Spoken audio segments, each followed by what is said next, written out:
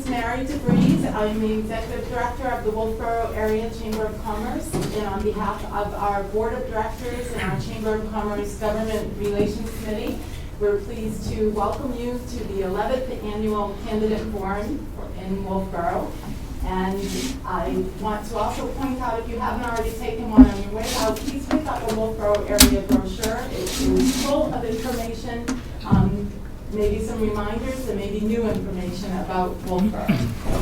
And I'm very pleased to welcome our moderator, Randy Walker of Walker and Barney. Mr. Walker has very kindly moderated this candidate forum for all of the 11 years. And we're very fortunate to have him participate in this meeting. So thank you very much, Mr. Walker, and now we'll turn it right to you. Thank you, Mary. Again, my name is Randy Walker. I'll be moderating this evening what we call Candidates Night. It's an informal gathering to let the candidates tell you a little bit about themselves, what the positions that they stand for, what they're passionate about.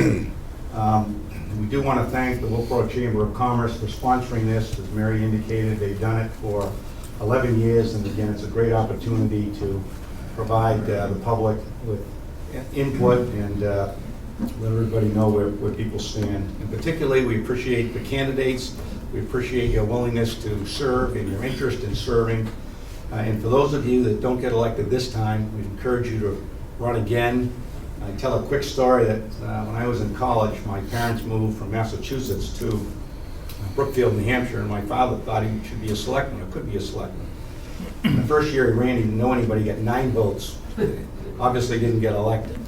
The next year he ran again, and he got 89 votes, and in Brookfield that was enough to get elected, and he served many years thereafter, including as chairman. So don't be discouraged if you don't make it this time to run again.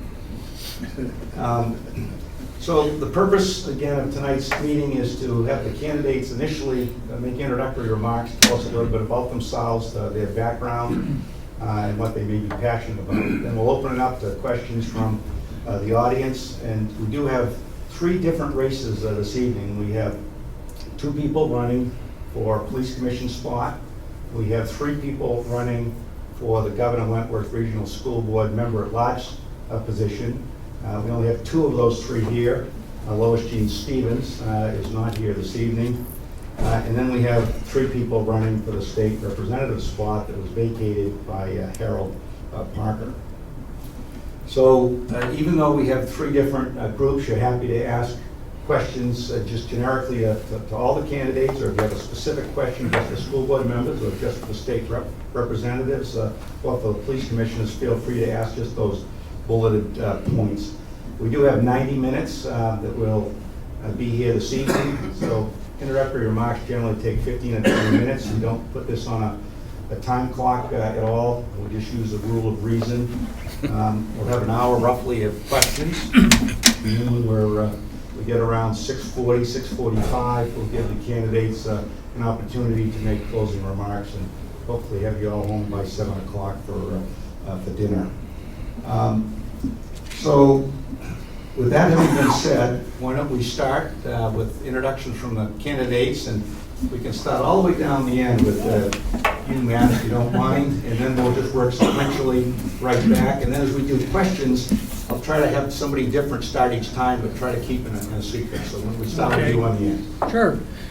Hi, I'm Mathew Plache, Republican candidate for state representative. I live on a small farm here at here in town, at the south end of town, with my wife Wendy and our 3 children and a bunch of dogs and cats and horses and chickens, etc. My wife and I moved here 6 years ago from Northern Virginia, where we lived right across the Potomac from Washington, D.C.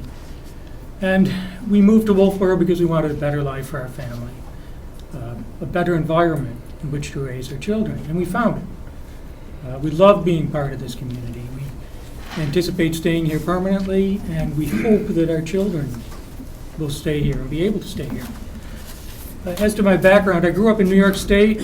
I attended public school. I went to Cornell University, where I did my undergraduate work. I then got a JD from the University of Chicago Law School.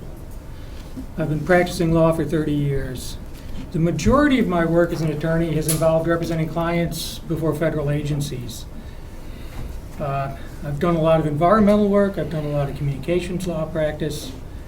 I've represented chemical companies, drug companies, large national communications carriers, mostly wireless communications carriers. For the past 12 years, most of my clients have been municipal, county, and state governments, public safety agencies, police and fire departments. For example, I represented, did a lot of work for the state of New Mexico. Got them a $54 million grant to upgrade their statewide wireless communications transport network, to get it ready for broadband communications. I'm currently doing some work for the city of Los Angeles, a complete rebanding of their police, fire, and citywide radio systems, all of which is being paid. I was able to negotiate with a large carrier to pay for that. It's about a $10 million transaction. I support education. We need to energize our teachers. We need to give our schools the resources they need to educate our young people. But we also need to support businesses so that when our young people are done with school, they have jobs here in New Hampshire and don't have to leave the state to find opportunities to work. We need to deal with the opium crisis. But we need to give treatment provide treatment to those addicted, but also find ways to stop the pipeline, to stop the dealers and the distributors. And a lot of that's going to depend on cooperation between local state police agencies, as well as agencies out of state and federal agencies as well. I believe in Second Amendment rights. I believe in First Amendment rights. I believe we need to show support and respect for all people, regardless of race, gender, religion, sexual orientation. We should be a community that has room for everybody and allows everyone to grow and prosper. I'm asking for your vote for state representative. I want an opportunity to serve, give back to my community based on what I've learned. Thank you. James? My name is Seamas Scalaidhe, and like Mathew and Edith, I'm running for the state representative position being vacated by Harold Parker. I'm going to I've got a card at the back, and I'll encourage everyone to check out my website. I'll be brief in my opening remarks. There's plenty on the website that'll tell you all about my background. I'll go fairly quick. When I was 16 years old, I went to college at Simon's Rock College in Great Barrington, Massachusetts. And I then transferred to Rice University, where I majored in mathematics and behavioral science. After getting my BA, I went to Princeton University, where I obtained my PhD in neuroscience. My business background came about in 2000 when I decided to make a career change from being a scientist to being a management consultant. And that's really where my focus would be if I'm elected as state rep. My focus is going to be on business development, preserving and enhancing the freedoms we enjoy already in New Hampshire, but also creating more opportunities. New Hampshire has what's called the New Hampshire advantage. I think there's a danger of us getting complacent because we are more competitive than the neighboring higher tax states. In the 21st century, though, we're going to have to compete not just with the surrounding states, but with really tough states to compete with, like Texas and Florida, and other countries.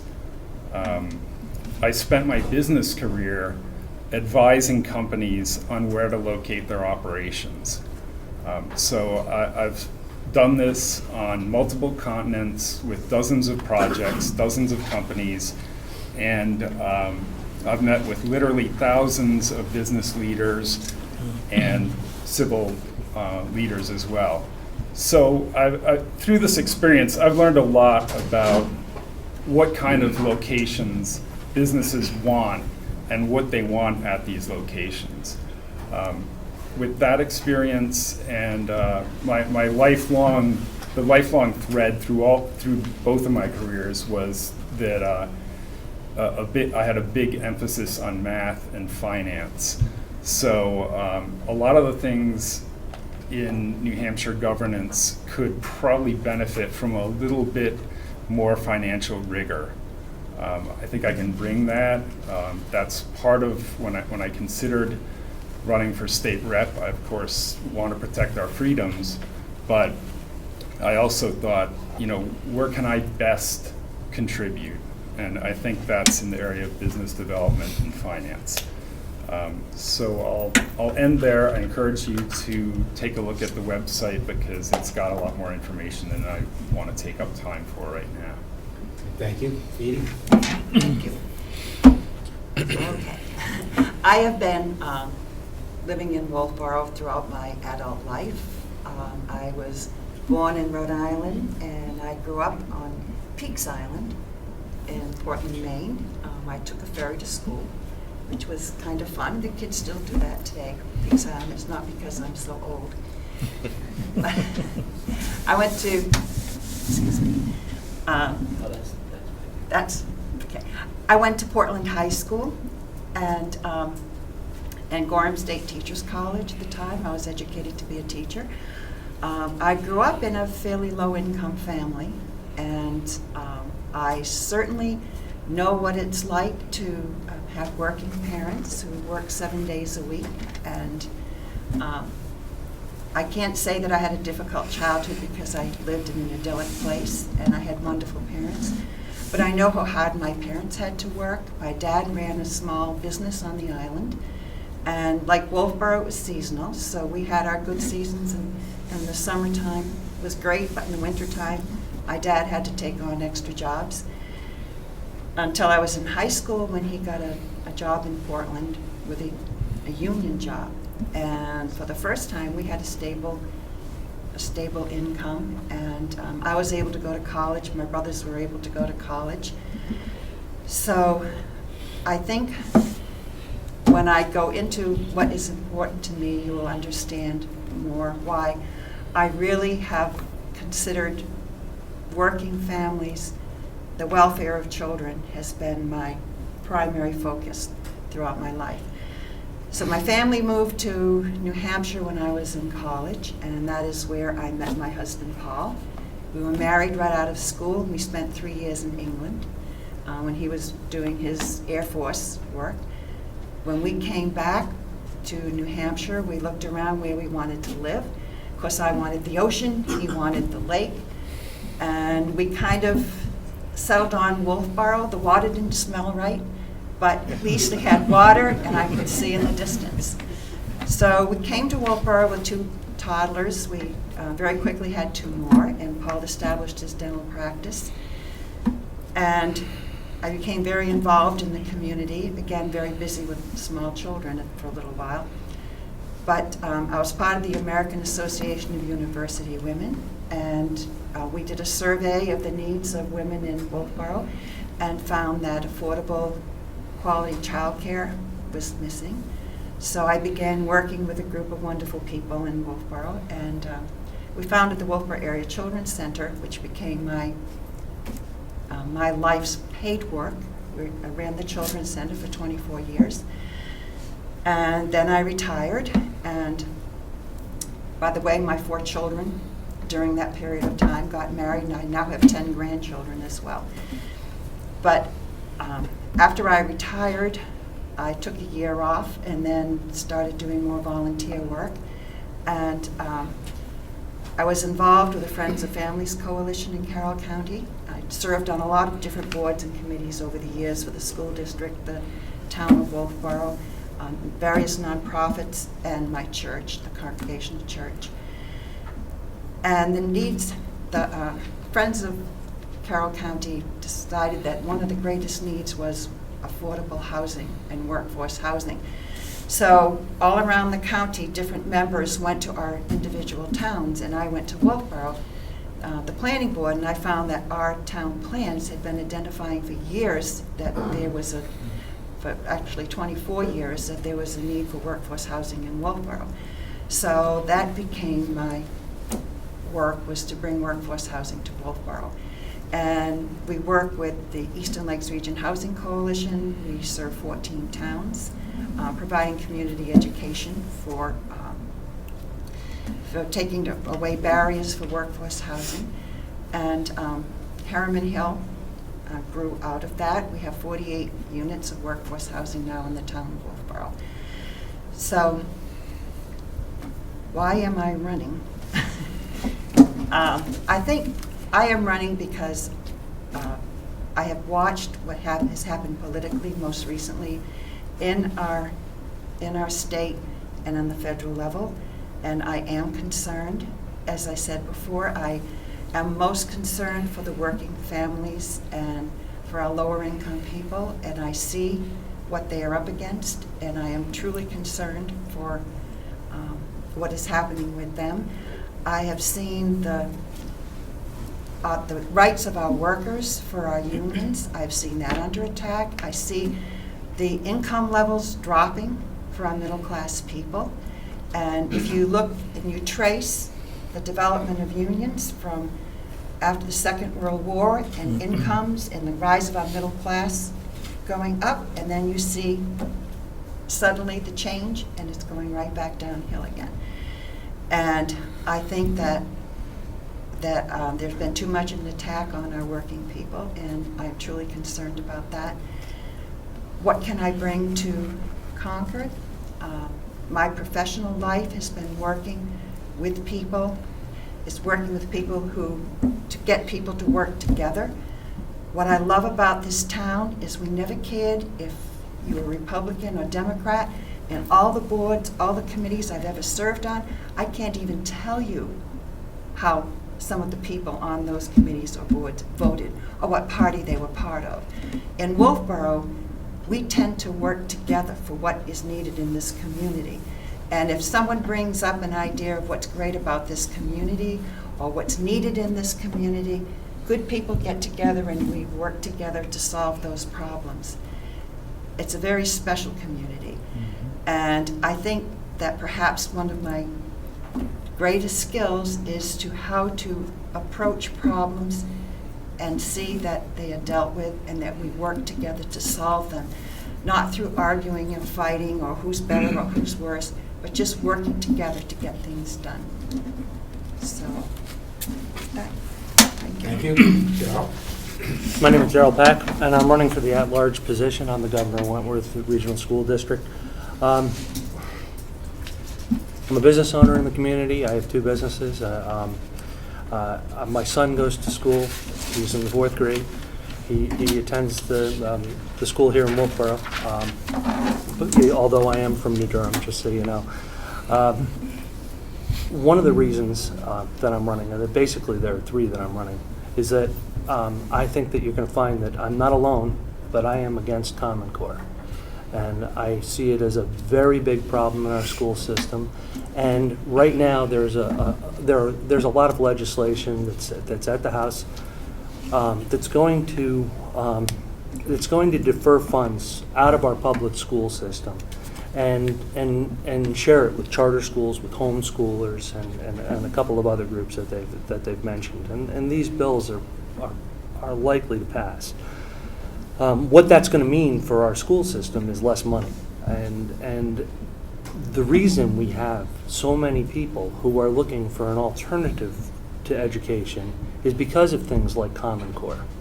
And Common Core, we could probably argue about it all day long, but what I'm looking for is some evidence that Common Core works. I see it certainly within the group of people who like Common Core. They're saying, well, we're making this progression and this progression, but long term, I don't believe in it. I don't think it works. I think there are a lot of people out there that don't believe in it, and that's the main reason I'm running. Now, there's a couple of things that I might be able to offer as well.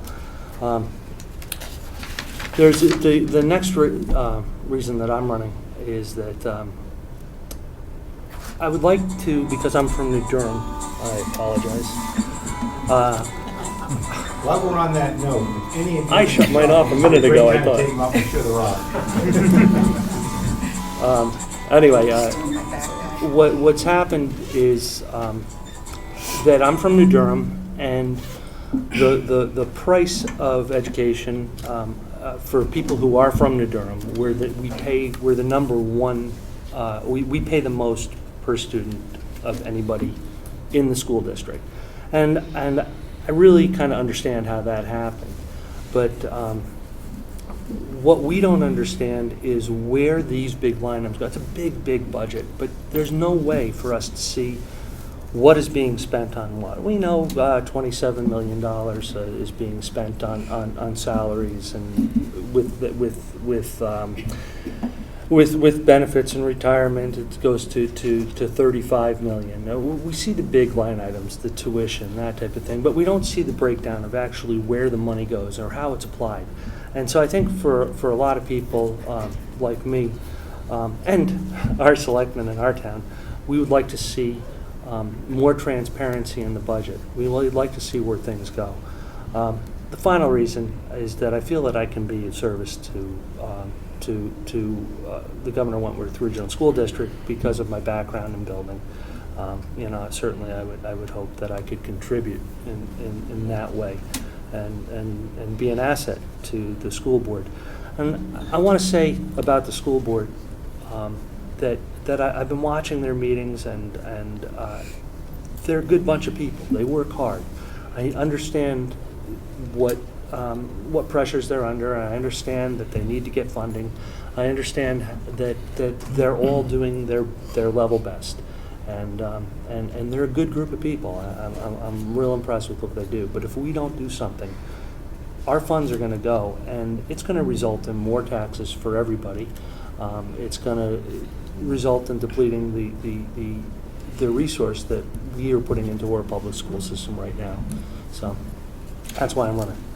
Thank you, Darrell. Wendy? Sure.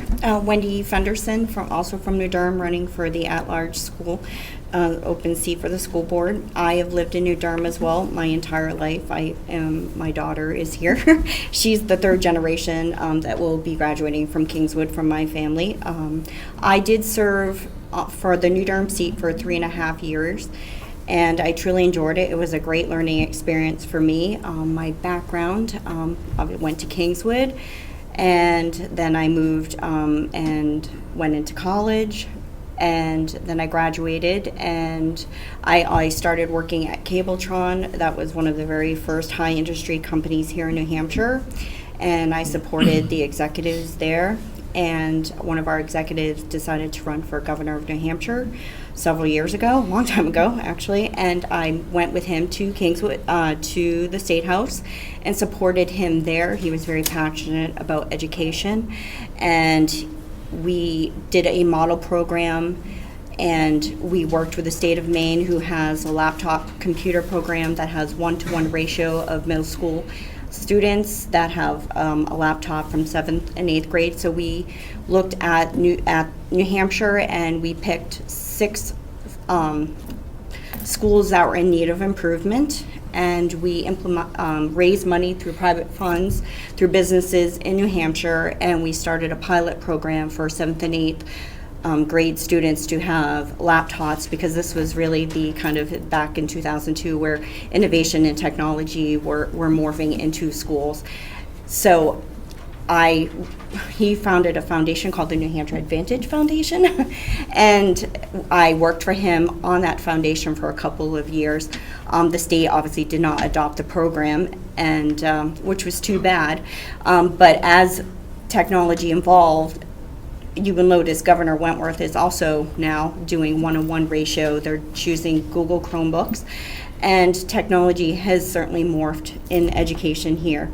So that's really where kind of I got interested in education, working for the governor, working for the laptop program, meeting with the teachers in the 6 New Hampshire schools, traveling from North Haverhill, New Hampshire, Allenstown.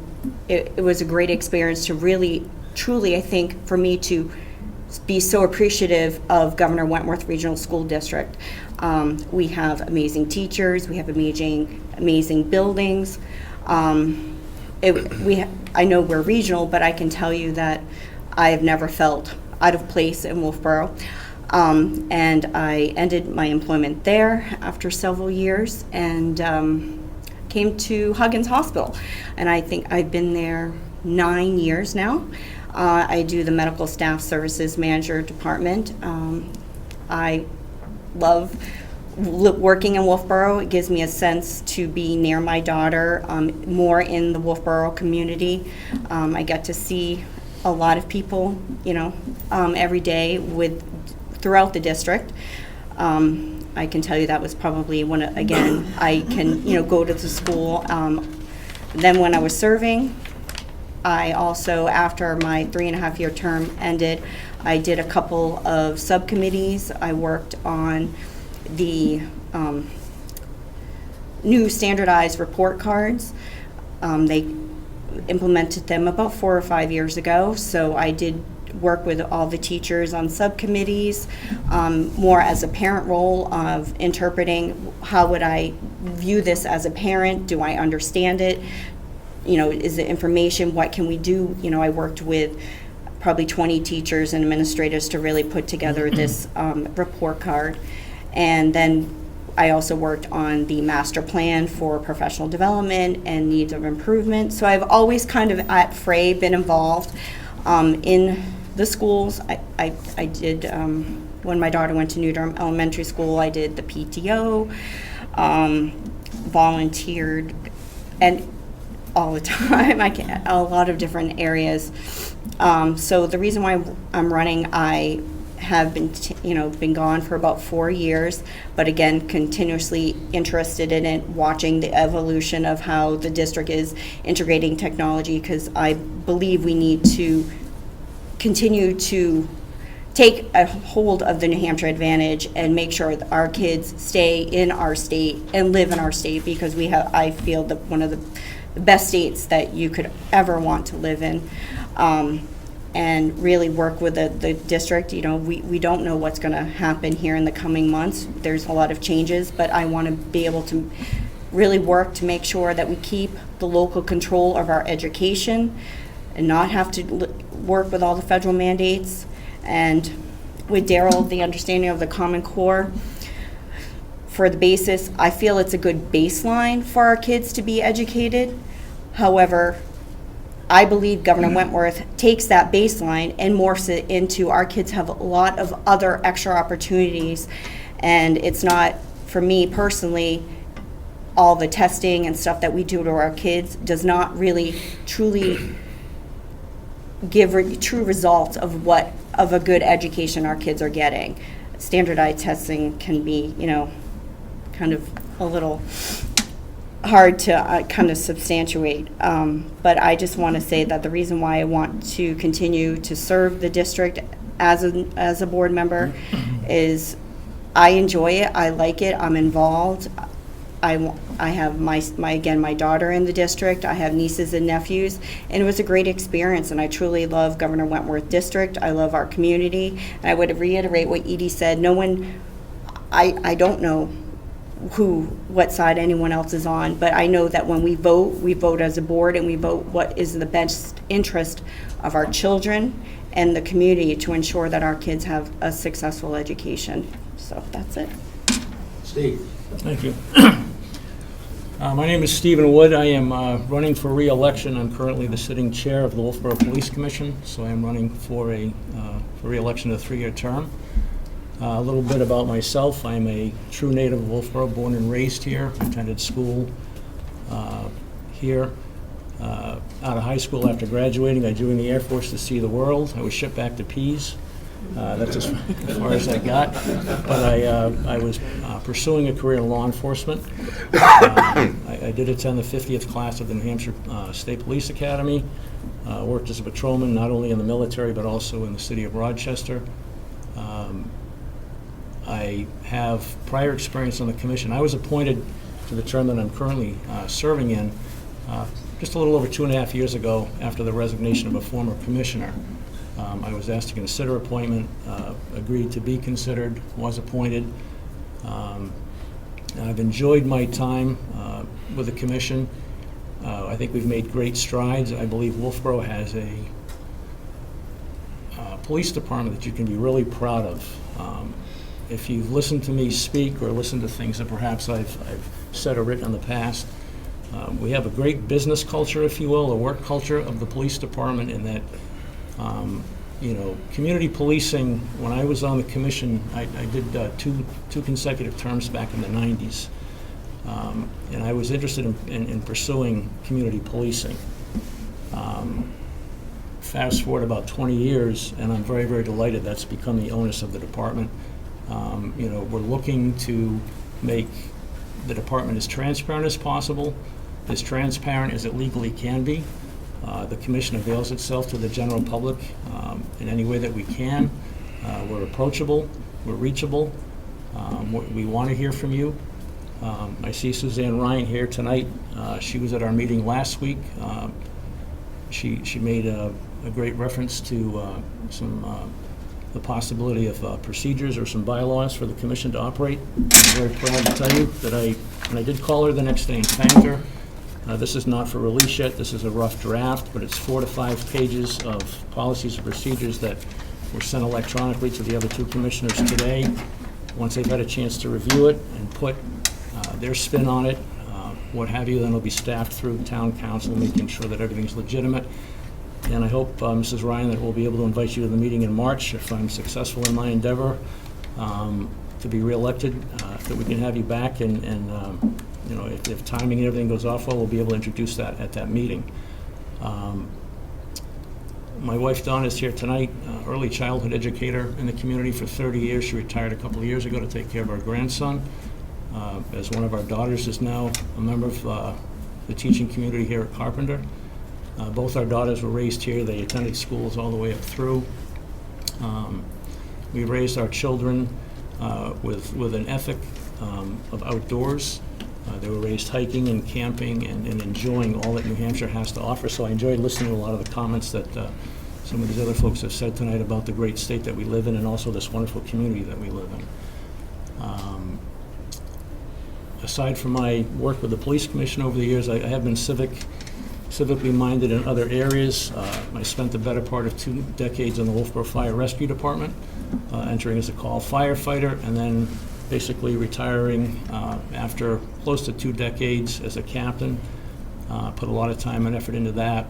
Became a state certified municipal fire instructor, CPR instructor, supervisory responsibility, oftentimes on a emergency medical scene, crash scene, fire scenes at night. I was the senior man, and the scene was under my control. So I've been in the trenches, and I've been on the other side too. I think a lot of the experience that I bring to the commission is multifaceted. I worked for the electric department here in Wolfeboro for 10 years as a lineman before I moved to New Hampshire Electric Co-op, where I work currently as an operations coordinator. As a commissioner, I've worked negotiating contracts with the police staff. In my employment, I am a union steward, so I know both sides. As I said before, I've been a police officer and a commissioner, so I think I have an advantage when things are being discussed to know what's real, what's necessary, what might be a little bit frivolous. We work very diligently, the commission now, with not only budget preparation, but making sure that we adhere to the budget. There are things that obviously I want to see through to fruition if my reelection bid is successful. We're working very hard right now to not only maintain the current budget, but we have things that need to happen within the department in terms of updating outdated equipment and things like that. But we also try to follow the town's direction to stay within as close to 0% discretionary funding for our budgets as possible. We are currently, we have staff undergoing, and this is something that I'm very proud of. About 20 years ago when I was on the commission, we put together the policies and procedures of the government of the department, for the government of the department, that were written to accreditation standards so that the department could become accredited. And right now, we are going through a very intensive review of those policies. They're going to be reviewed, rewritten as necessary, and so forth. That's one of the things. I alluded to Mrs. Ryan that we've, we're working now on getting the policies and procedures in place for the commission and how the commission conducts business. We have other things that, we've had some major changes within the department in the past year. We had an amazing police chief in Stu Chase retire. We were, tasked with finding his replacement. We feel very confident and very satisfied that we made the best possible decision in promoting Captain Rondeau to chief. And then we were able to fill Captain Rondeau's position with Senior Patrolman Mark Libby, who is now Captain Libby.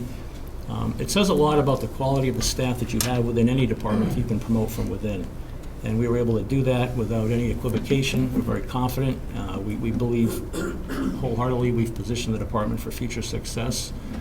But there's still a lot of work to be done on your behalf. And so I thank you for your time tonight. I thank you all for being here. And we're always available, and we always want to hear what you have to say. And I would appreciate your support in March. Thank you. Thank you, Steve. Tom? My name is Tom Bell. I grew up in Long Island and summered here at Powwow Lodges, just north of the Libby Museum, for the better part of my childhood. Loved it, and did so much so that as our family were growing up, our two boys grew up summers on the lake over off 11D at Boulder Lodge, which at the time was a cabin, group of cabins, and we thoroughly enjoyed that as well. Wolfeboro has always been a central interest and affinity towards me, so much so that when we were looking to move here or move up to New Hampshire from Pennsylvania, I hired two realtors. One realtor in Wolfeboro, I gave Wolfeboro. The other realtor, I gave the rest of the lake, knowing full well that my predilection was to be here.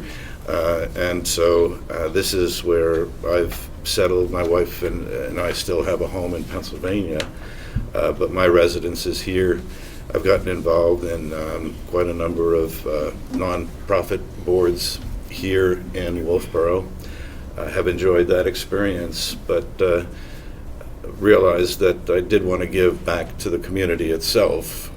And my interest in the police commission not only started from growing up in my college years. I was a AMT, EMT firefighter in Rockville Center, Long Island, and did a lot of training and coordinating and work with the local and county police departments, and have a healthy respect for what they do, how they interact with the community, and how the communication between community policing and the force and the community is so important. Second to that, I guess about 4 or 5 years ago, I was helping park cars at the Huggins Fair with Ron Goodgame, and we just got started talking about our backgrounds, and he mentioned that he was on the commission. I kind of looked into it. It seemed intriguing and a great place for me to consider giving back to the community and offering some assistance. And so really that's my prime motive for running. I think I have qualities, having been on boards before, having worked in the business community, starting 3 companies now, one very successfully and one right now I'm still building. But in a way, the interaction between the commission and the police force has, a certain communication bent to it that I think I can help with as well. So I welcome the opportunity to do that, to answer any questions that you may have, and thank you for your time. And thank the Chamber of Commerce for putting this together. Well, that was absolutely the longest set of introductions I've ever had. The reason for that is because we have 7 very high-powered people up here, obviously, and a lot of good choices to, a lot of good people to make choices from. So let's go right to you. Do any of you have any questions that you would like to ask any of the candidates? Don't be shy. John, we'll start with you, and then we'll go right over to you here. Right up to the microphone, if you would, John. John White from Wolfeboro. A very quick question for each and every one of you. I'm giving it a yes or a no. Are any of you a member of or subscribe or endorse the policies of the Free State Project? Start with Mr. Plache, please. I'm not a member. I have some sympathies for the policies, but I don't want to see government eliminated. I think all of us should read the New Hampshire Constitution, which says when we enter society, we give up some rights, some rights of freedom, and I think we need to strike a balance in our government and recognize that we can't just do anything we want anytime. So. Okay, I'll answer that since I think it's probably directed at me. We should be clear about what the Free State Project is and is not. The Free State Project, which I served as treasurer of from 2011 to 2016, is a 501c3 educational nonprofit. The goal of this nonprofit is educating people on the benefits of freedom and how they can best be achieved by moving to New Hampshire. So far, 20,000 people have stated their intention to move to New Hampshire, and over 2,000 already have. My contributions as treasurer were first keeping our finances beyond reproach. I did this as a volunteer, and this is the kind of thing that I'll be looking to help the state as if I should be sent to Concord. The second thing, and one of my main goals as treasurer, was to gain acknowledgement of our 501c3 status from the IRS. This was during the years that the Lewis Lerner Barack Obama IRS administration was discriminating against conservative organizations. So it took a lot of persistence. It took 2 years of often spur of the moment with very short notice work as a volunteer on my part. But in the end, we prevailed and we did get 501c3 status. That's the kind of persistence and determination that I'll bring to Concord if you should choose me as your representative. I resigned as treasurer in 2016, and I resigned from the board of the Free State Project also at the end of 2016. This does not reflect any dissatisfaction on my part with the Free State Project. Instead, I met my goals, and it was time to move on to do something else. Now, what the Free State Project is not, and has never been, is a political organization. We do not run or endorse candidates nor legislation. Individual members, like individual members of any organization, can do what they want independently. Mathew seemed to imply that people who are participants in the Free State Project are anarchists. That's nothing to do with the Free State Project. There is no political litmus test for people who basically state that they intend to move to New Hampshire. Is that a yes? All right, we're gonna have to just keep moving on. So, Edie, you want to answer that? I'll just very quickly say no, but I also would like to add, since I've already started receiving some different emails asking me to make various pledges, which is amazing. It's only been a few weeks. I would say that any vote I would ever take would be for the welfare of this community and for this state that I love. And I would never take any pledge that I would vote for any particular bill until I have at least read it, understand it, and how it affects the people I'm serving. And I would always vote according to that decision and would make no previous pledges. Yes or no's, can we do the No. four of you? Okay. No. No. No. I go with the next question. Okay. They know how to answer a question. Yeah. Thank you all for your willingness to serve and to run. Running is difficult as serving sometimes. And should have been the Army. Sorry. Yeah, I think. No, I'm not. My question is for the state reps. Although you could all answer it, but the time permits. I like the first part. Excuse me?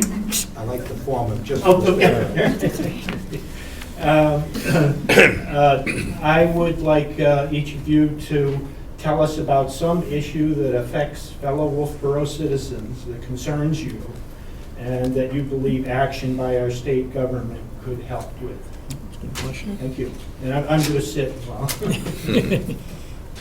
Why don't we start with Edie, let's start with Seamas, and we'll just go around that one. Okay, I mentioned my background in business and advising companies on where to locate their business.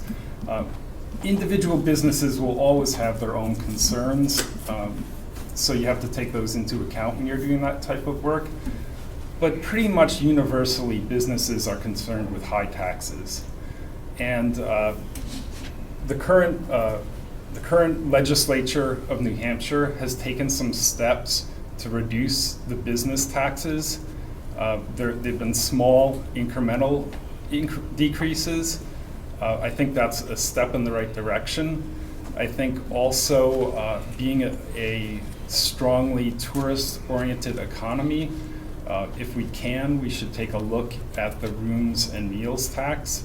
That's 9%. That's significant. So I would say especially for businesses in Wolfeboro, taxation's a big issue. Yeah, I asked about people, but. Well, it's okay. people own businesses. Businesses, yeah. And Edie? Okay. It's hard because there are so many issues that I could bring up.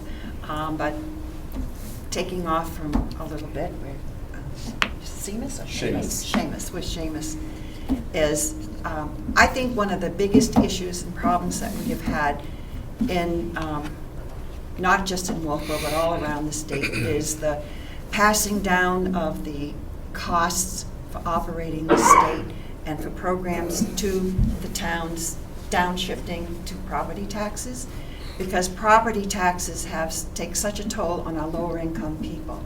It's very disproportionate the way it hits us. And our lower income people and our working people, because they have to pay such a large percentage based on their homes, they can be paying 8, 10, 12% of their income on property taxes, on their taxes. Whereas those of us who are better off are paying probably 2 or 3% of our incomes on property taxes. And every time we try to come up with a way to tax our state that avoids a fair tax system, like going through our businesses or nickel and diming on our fees, I think that it's a major problem. I don't know what the answer is for New Hampshire, but I think that's something that our legislature should be looking at, because they're downshifting, just as we do to the county when with their Medicaid payments for our county home.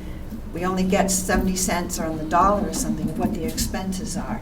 And so that goes back again to our property taxes, because our county budget has to make up that shortfall that the state's not paying and the state responsibilities. So again, it goes back to our property taxes. So I think one big thing, I don't think we'll solve it overnight, but I don't believe low taxes is the New Hampshire advantage. I think the New Hampshire advantage is the quality of its people, the education in our environment. So I think that we need to get real and start accepting the responsibility for maintaining the responsibilities of our state. And Matt? Well, I don't like taxes either. I could easily go with taxes. I think we need to deal with the opium crisis too. I really think that's affecting a lot of our young people. To do that, we're going to need to find ways to help people who are addicted. We've got to have addiction centers. We've got to have counseling. Also, we've got to find a way to catch the dealers, the pipeline, the suppliers. I work with several communities down in South Texas, right on the Mexican border, and they're dealing with this problem constantly. And they're not doing it on their own. They're not doing it as a single town. They're working with Texas DPS, also a client of mine. Texas DPS has mobilized 20,000 officers statewide, rotating them through these towns, dealing with this. They've got gunboats going up and down the Rio Grande. This is the state. They've got helicopters flying up and down the Rio Grande. They've got dirigibles in the air, watching what's going on, watching the border crossings. It's constant. There's shootouts, gunfights all the time with these drug cartels. So that's not happening here, but it's coming in and it's making its way north and it's coming up to New Hampshire. So this isn't just a New Hampshire problem. We've got to reach out to other states and to the federal government and deal with it and shut it down. And I think if we don't do something about this soon, the problem's going to get real devastating pretty quickly. So we need to save our young people so they can have jobs in our community. They can work in the small businesses here. They need the training. They don't need the drugs. So. Joe? Yes. Joe Melanson, just have a question for Mr. Bell, Police Commissioner. Mr. Bell, you were running for Police Commissioner and attended the last Police Commission meeting. Just like maybe you can tell the public why you did that. And what was your perception as to how the Police Commission addressed a concern from a member of the public? And what if you were that member of the public with a concern? How would you feel? I know this has probably not been aired yet, but it might be something that people would like to look at the last meeting. I'm just curious how you would change his perception to the members of the public that would come to approach the commission. And before you answer it, Steve Wood will be able to answer the questions well, so we'll be fair on all candidates. So go right ahead, Tom, answer the question. Sure. Yeah, I attended the meeting to get a sense for how the board interacted with the chiefs and the captain, and what was actually accomplished at the meetings, and how the reporting was forthcoming from the force to the commission. I felt very comfortable and confident with the level of reporting that was shared with the commission. The two individuals in the room, it was hard to get a sense for the person on the phone, but I thought the interaction between the chief, the captain, and the commission was very appropriate. Good line of questioning. The reports were went over thoroughly. In terms of the public commentary piece to it, I have been involved in other community boards where there is the ability to have spontaneous questions from anybody in attendance, and that right now is something that was allowed, but it was not something that was part of the preset program. I think it is at 48 hours usually to bring a question to the commission. But other than that, the board and the reporting from the police department and the sharing of information was good. The way I see the ability of someone who is attending a meeting to ask questions more contemporaneously is a result of something that comes out of the reports that are given.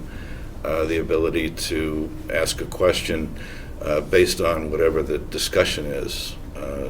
So that's kind of how I viewed the meeting. Obviously, I was there as well, chairing the meeting, and I think I know where Joe's question originated from. as I stated earlier in my introductory remarks, the commission does avail itself to the public. Obviously, when there is a meeting, and we're getting better at it, again, we did act immediately after hearing the remarks made in that same meeting by Mrs. Ryan. We've been trying to streamline and put into place some policies and procedures to make it fair and equitable for everybody to come to the commission to talk to us. Obviously, our meetings have to operate within the confines of the law. So, for example, if you want to come and talk to the commission about an item that is of no concern per se to the right to know law, that can be discussed in the open meeting. And we welcome that. And kind of in keeping with what Tom said, also, as we're discussing our general business, if you will, because it is in all intents and purposes a business meeting. When the executive or the command staff is providing the information from the previous month's activity, which obviously enables the commission to keep up with where we're at financially, what our potential needs are in the future, what we need to consider, whatever. As we're going through that, if questions arise from people in the audience, they're obviously welcome to raise their hand and ask a question pertinent to the subject matter at hand. If they have a special item, we've asked that they respectfully, one, request to be on the agenda, and they have to do that prior to 48 hours, and they also give us the information that they wish to discuss so that we can prepare adequately. Our intent there is, one, we want to make sure that we have it set up in a proper forum, whether it be a public forum or a non-public forum. If somebody's coming in, for example, to make a complaint about a police officer that issued them a traffic ticket, there is no right for them to disparage somebody without any basis, foundation, investigation, or whatever in a public forum.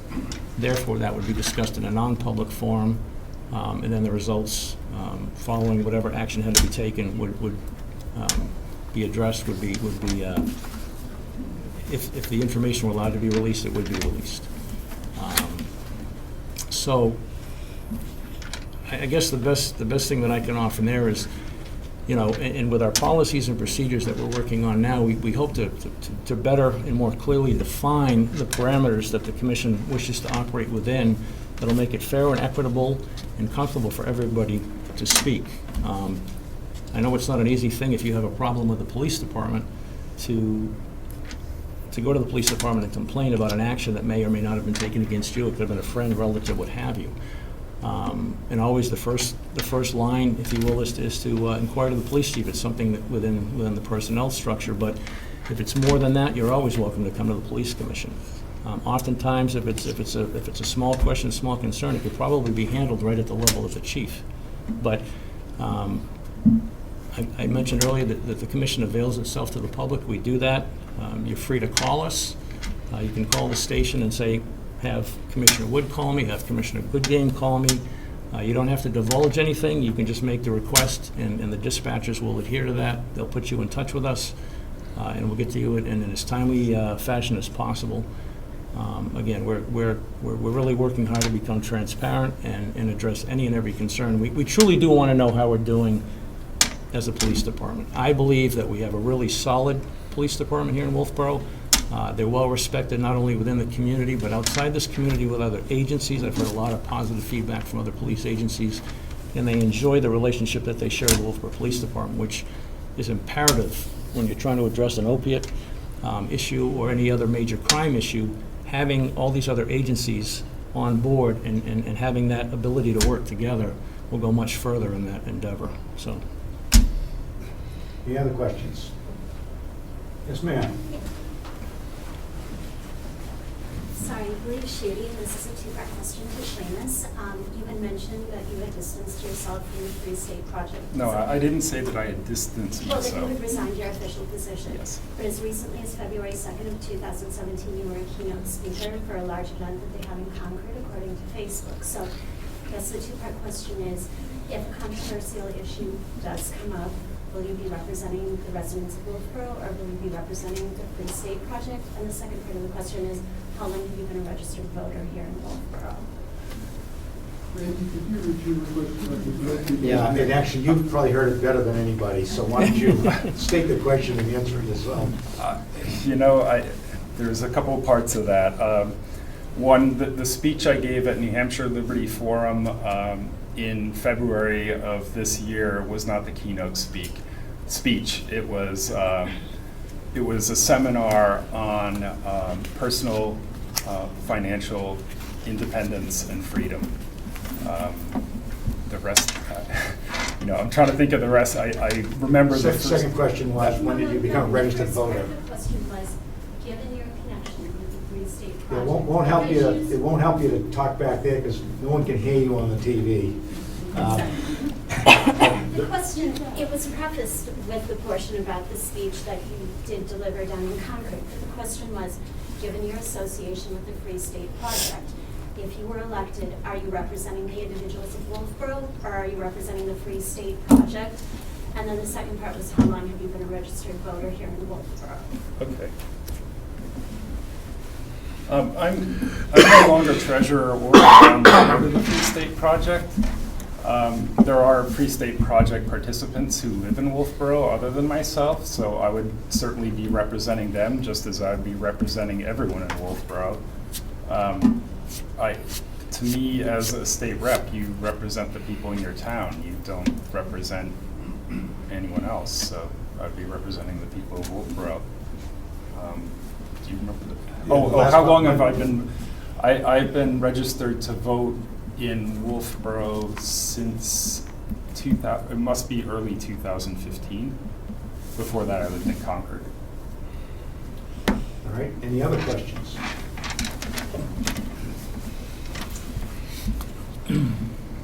Hi, I'm Art Slocum, and my question is directed to the ones that are running for state legislature.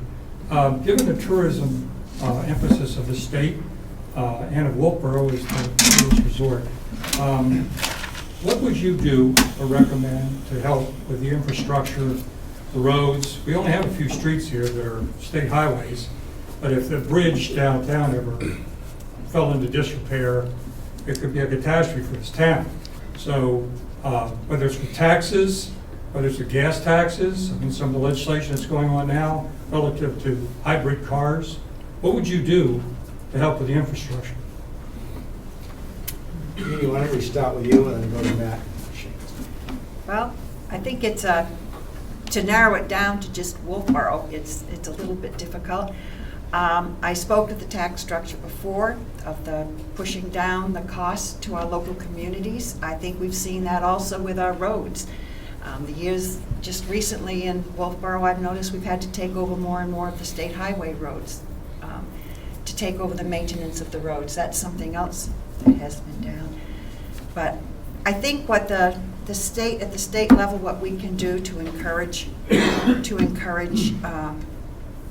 tourism in our area, which would benefit Wolfeboro. I think one of the first things we need to do is we need to protect our natural resources. We need to protect our environment. We need to make sure that our water stays clean. We need to make sure that our lakes remain clean. Because these issues are clean air, our recreational opportunities that we have in our region. So I think that we need to, at a state level, we need to support the tourism industries, our chambers of commerce, and how we promote our communities. As I said, obviously they maintain the environment, and I think also we need to look at our tax structure. Another thing we do to our tourists, which I wonder how long we're going to get away with it, is we tend to prefer to get some of more of our revenue from the people who are visiting our state, versus so that the costs don't fall on us. We have our taxes that we put on rooms and meals. I think we have to be careful not to make those too high, because that again might encourage people not to come here. So I think there are quite a few things that we can do at the state level, as I said, but primarily I think we need to protect our environment and the beautiful area that we have in our natural resources, because that truly is what people come here for. Matt? Oh, I think it's important to anticipate these costs, and it needs to be done at the local level, but as a state rep, we've got to try to get the state to pay for as much as possible and spread the costs out to the state. I don't really mind having tourists bear some of the burden because they're benefiting from the resources here. One of the main reasons my family moved here was because of the natural resources, because of the environment here, because of the lakes we have, and it's a precious resource we have to protect and enjoy, and that's really what's bringing tourists here. I'd like to see the businesses, the small businesses prosper, offer more to tourists, and really to do that, we're going to need to, as Seamas suggested, we're going to need to look at the tax burden on those businesses. Last year, there was a small reduction in the business tax, and this year we're looking at a bit of a surplus. So I think we can do more of that. I think attracting business to the state, supporting our small businesses, attracting more businesses to the state is going to help us a lot. The final thing I think we need to do, and no one's really mentioned it yet, but communications. Broadband infrastructure here in Wolfeboro, in the surrounding areas. It's going to do a lot to bring tourists in. When I'm traveling, I need to be in contact. I need to have that broadband pipeline. And it's not great in New Hampshire. I mean, when I leave town with my phone, I lose coverage. So we've got to look at that, and we've got to look at that as a state and really figure out how to improve that infrastructure. The Communications Act says that citizens in rural areas, which is basically what we are entitled to the same communication services the citizens in urban areas get. But we're really not getting it. So we need to look at that too. And that's going to help the tourists keep coming. If they know they're going to be able to have coverage and be able to communicate when they're here, it'll make their lives easier and their vacation easier. So. Thank you, Matt. Seamas? Okay, just to follow up on what Edie and Matt said, I chose to live in Wolfeboro. I can live pretty much anywhere I want. So living in both New Hampshire and Wolfeboro is something that I gave a lot of consideration to. And a lot of why I chose Wolfeboro is the excellent environment, the natural beauty, the accessibility to both mountains and lakes. And since my girlfriend and I moved here, I've got to say it's exceeded my expectations vastly. Wolfeboro is a great place to live, and we need to maintain things like the roads. I'm not sure with respect to the particular question if you were addressing locally funded or state roads, but this is not something new. The state and the local government know that they have to maintain the roads. Looking at the town warrant, we're certainly going to pay for maintaining the roads. So I think that's something that you have some oversight as a state representative of, but you know, I don't think it's really a role of a state representative to micromanage something like that. I think you have to have some level of trust in the people at the state and local government. If things are going wrong, and we've seen that at the county government, then that's when a state rep may have to take it on himself to get more deeply involved in things. Any other questions? Yes, sir.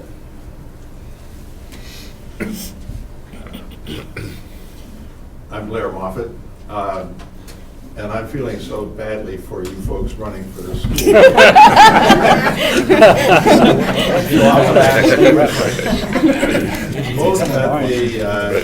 Both at the national and at the state level, we have seen people nominated to be officials of education who seem to have very little interest or background or knowledge of public education.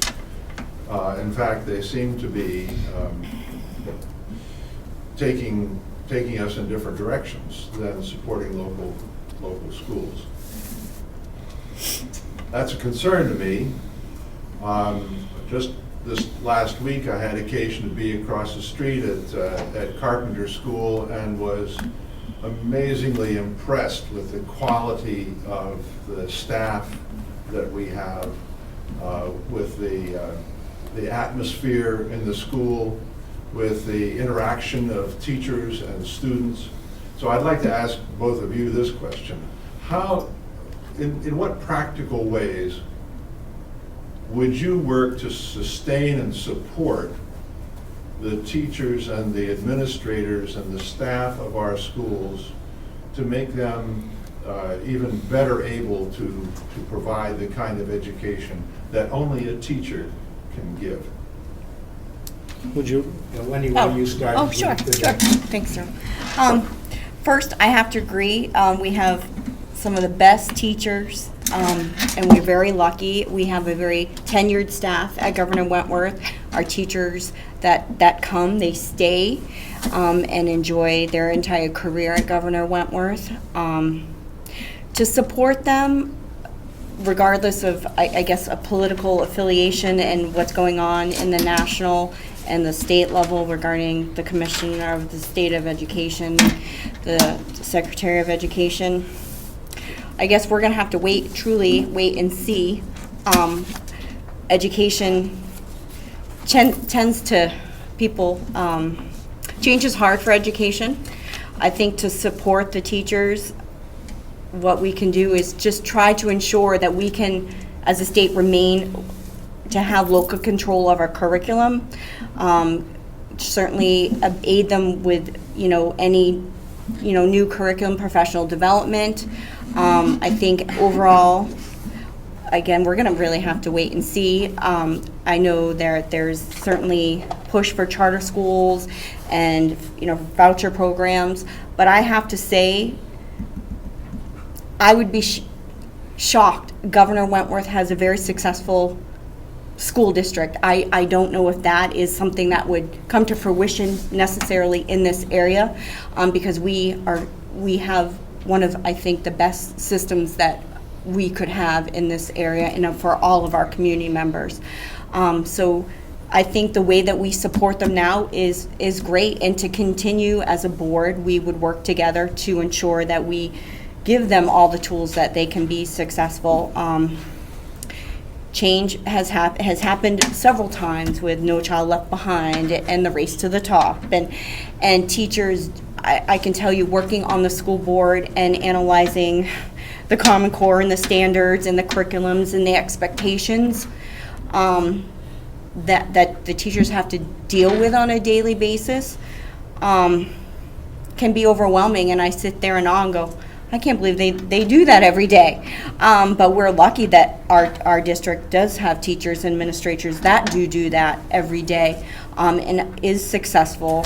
We have very high successful graduation rate. 46% of our graduating class go on to 4-year schools, 6% in the military. Our kids are still engaged and excited in education for Governor Wentworth, and I think we will have to wait to see what happens. But I think as a board, as our communities have always done, I think we would do our best to support them, and I think they would support us. They've always been give back to us. They volunteer, they stay, they coach, they're entrenched in our community. So I think it's a kind of a reciprocal thing for them. Thank you. Darrell? Sorry. I think that I'm in agreement with her. We have an excellent school system. My son went to Carpenter School. He also is now in Crescent Lake, and the teachers there are excellent. And what I'm concerned about and what I have seen is how they've been implementing Common Core.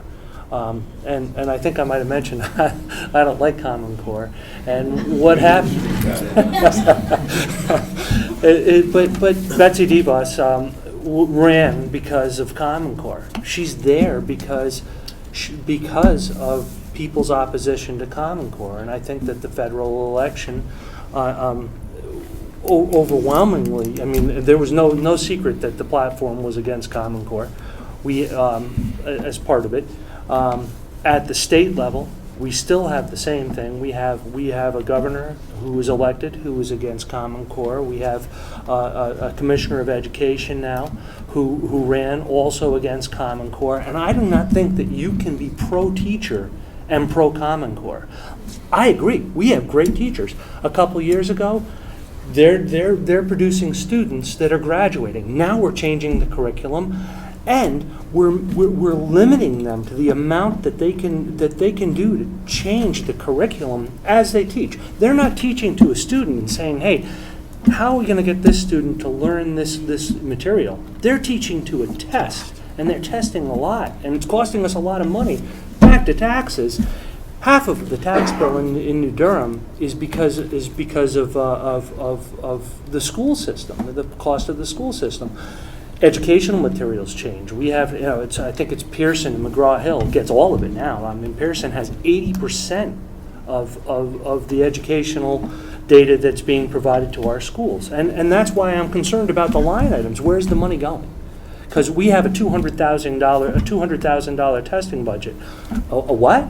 To test $200,000? I'm a little confused about that, because we have good teachers that we're paying $27 million in staff for.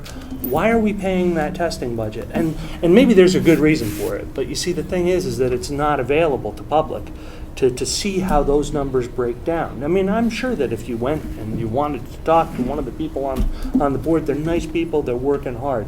So when we go and we change this, and it's not proven, there is no proof on Common Core, there's no empirical evidence that it works, and they said there was. I don't even know how it got. Did you vote on it? I don't recall anybody saying, "Hey, when are we going to put in Common Core?" And it's been introduced slowly, and a lot of people are against it. So what they do is they change the name of it. So now we have instead of Common Core Science, which it was, now we have what do they call it? Yeah. And the founder of Common Core himself, he says that this isn't a STEM program. You're not gonna teach math or STEM. I wish I could go over all of the things that I have in my folder with you in this forum, but I can't. But I'm going to tell you something. That is where the problem is.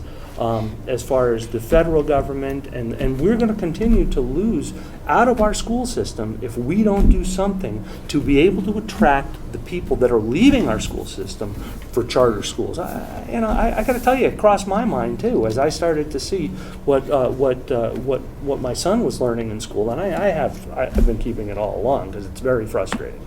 So anyway. Yeah, we have great teachers. Let's not make proctors out of them. Let's let them teach. Let's let them do their job. And for that, we keep the control of education at the local level. And there's several bills right now in our State House that are going to do just that. A couple of those. I have one more question. I had a hand from Ron over here. This is the one I saw, because we're getting very tight on time. I have just a quick question then for three rep candidates. That is, how do you feel about, and actually just boil it down to a yes or no, are you in favor of permitless carry of concealable weapons? Yes or no? I'm in favor of that. I'll keep my carry permit, but I do support that. Seamas? I think today we all got a little bit freer thanks to our own Senator Jeb Bradley's SB 12. I'm absolutely in favor of SB 12. Okay, I'm not going to answer yes or no, because you're looking at someone who had a death threat at one point. In my working life at the Children's Center, I helped a woman escape a domestic violence situation, and I received a call from our police department at the time that there was a death threat that had been made against me, and I had this woman at my house with her small children. And that was one situation, and the police did manage to handle it, and obviously I'm still here. So, but it was a little bit frightening considering I had 4 young children at home. By the same token, also at the Children's Center, there were several times during my career there that I received a phone call that there was an alert that there was a father on his way down, probably armed, to try to take his children in a custody issue. So I'm sorry, I am not as excited about Jeff Bradley's bill, because I had several situations in my own life that I thank God that the police knew somebody was armed, they knew what was going on, and they were able to intervene. I was able to get the children out of the center before the person arrived. I think that there are some good reasons. There are situations that mental illness. I think the answer is no. So the answer, Just well, give the time. well, I believe I have a daughter who hunts, and I'll tell you, I've developed a really good taste for antelope and elk.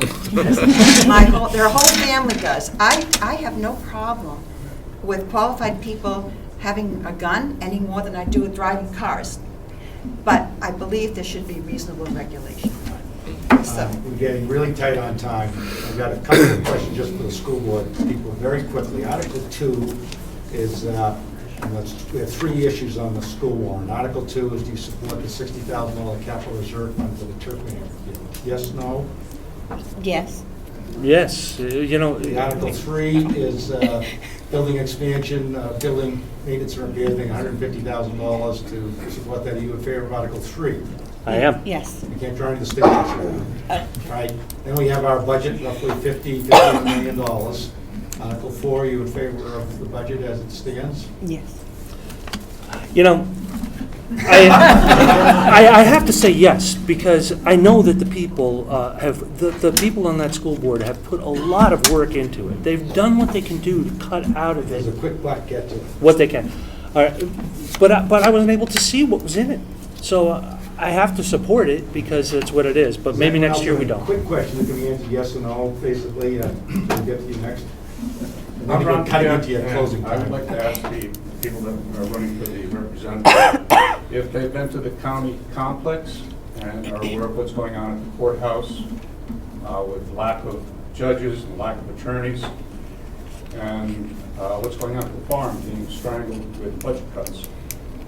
Thank you. And you answer that quickly. Yeah. Who goes first? Now, Whose turn is you. it? You can go first. I think we went around. So, you're up. I do understand that there have been budget cuts at the county Motion farm. tonight. There's been some misunderstanding, I believe, in terms of the idea that the county farm is competing with local private farms, which has been an issue. I think it's something we would address, and it needs to be addressed. It needs to be looked at again, so. Are you in favor of keeping the farm or selling it? I'm not in favor of, I really need to look at the issue more. Off the cuff, I'm not in favor of selling the farm. All right, we'll go on to Seamas. I have been to the county courthouse and to the county farm, and I've begun to look into the administration of the county government and what's gone wrong there. It's a little disturbing that I'm seeing different numbers from different people. I haven't had time to investigate enough to figure out, what I think are the correct numbers in terms of the farm's finances. But I have the financial skills that I can figure things like this out myself. I don't need to ask someone and just take their trust. Oh, this person seems believable and this person doesn't. I can look into this stuff myself with my financial background, figure out what's going on, and then take the appropriate action. Can you quickly? I think we should keep the county farm. I think that it has many benefits, and I think we should keep it. I think that some changes have been made at the county government that were long needed. I think that the county delegation, which is our representatives, has to take a share in the responsibility for some of the issues that arose there, because I don't think our delegation, which is the legislators, were paying attention. So I think a lot has been done in the last year or two to try to straighten that out, and I'm hoping it's on a better road. And I'm hoping that, I know if I'm elected, it's one thing I would take seriously is the responsibility to the delegation.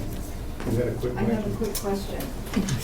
And then Roger will be back up there. My name is Mary Simpson. I have a very quick question. It's very basic. The minimum wage in the state of New Hampshire is $7.25 an hour. The minimum wage in Maine, Massachusetts, and Vermont, I believe, are $9, $10, $11 an hour. My question, very directly, Edie, is $7.25 the right minimum wage? for No, the it's state of New outrageous. Hampshire? Seamas, is $7.25 the right minimum wage? We, Or should it be 8 or should it be 9? I don't need philosophy, I just want to know. I'm not going to give you philosophy. I'm going to give you a pragmatic answer, which Yeah, is that that's almost my nobody pragmatic in New Hampshire makes minimum wage. The danger with setting a higher minimum wage is that at some point you're cutting off the bottom rung of the ladder for people to get So is to be successful. $7.25 the right minimum wage? Well, my For us. understanding is New Hampshire does not have a minimum wage. That's the federal minimum wage. That's the minimum wage in the state of New Hampshire. Right, yeah, I'm fine So with it is that. the right minimum wage. And Mathew, is that the right minimum So, wage? you know, my first job, right out of high school, I Is it was, the right I was minimum working in a wage? factory making $7.20 an hour. That That was a long was time back in the ago. late So 70s. that was a long time ago. It was a very long time ago. Is it appropriate? You cannot for the support a family on workers that. in New You can't Hampshire support a family on that. Hey, let him answer, but quickly. In Wolfeboro, nobody's paying the minimum wage. It's hard to I just want my find. question answered. I really to see if any, all three of you would just answer a question directly. It's a simple question. Is it? It's not necessarily a simple Or question. is it not the right minimum wage? That's all I want It's to not know. necessarily a simple question, but I could support raising the minimum. Okay, that's all I wanted to hear. If you raise supporting it, or if you think it's. All right, so we now have 5 minutes left, but we normally would have 15 or 20. So I'll give you each roughly a minute to start at this end and go backwards, to maybe pick a single issue as to why we should vote for you, maybe draw some distinctions amongst each other, or just make a quick pitch, but you've got roughly 1 minute. Yeah, as I mentioned to both Steve and Ron, my interest here is to give back to the community that I've really grown to respect and appreciate. I think I have something to offer for the commission. Not necessarily looking to knock somebody off a fence, but I feel it important to begin the process of meeting the community and getting my own attributes and abilities to contribute out to them and let them make the decision themselves. So I really thank everybody for their time. I thank the Wolfeboro Area Chamber of Commerce for putting this together, and look forward to seeing all of you in the future. Steve, thank you. Mr. Moderator, I thank you for being here tonight on your time. And Mary, on behalf of the Chamber, I thank all of the Chamber for putting this forum together. I think it's very informative. I've learned a lot from the other candidates as well as my opponent. Again, on my own behalf, I believe we have a lot of hard work ahead of us that I'm very eager to continue to further the efforts of the Commission and the Police Department. And I respectfully ask for your support in a few weeks on voting day. Thank you. Steve. Wendy?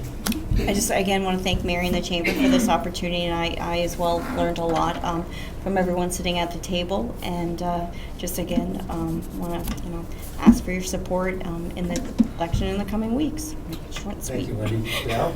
And I'd also like to thank people. I'm here because Wolfeboro in this area has been a community that has been very good to me, both professionally, and my son is here and he goes to the school, and so I have two reasons. I want to make sure that my son continues to have an excellent education and that I could give back to the community because they've also done a lot of great things for him. So, thank you. Edie? Okay. I do want to say thank you to everybody, and I know a lot of you know me. I have spent, as I said, my entire adult life here. I love this community.